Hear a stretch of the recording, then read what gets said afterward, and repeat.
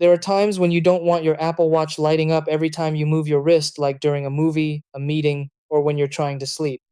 That's exactly where theater mode comes in. It keeps your screen dark and silences wake on wrist rays, so your watch stays discreet while still letting you receive notifications.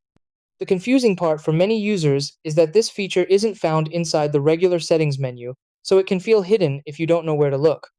Once you learn how to access it, turning theater mode on or off becomes incredibly quick and easy. It's one of those small features that can make a big difference in how and when your watch interacts with you throughout the day. Try these.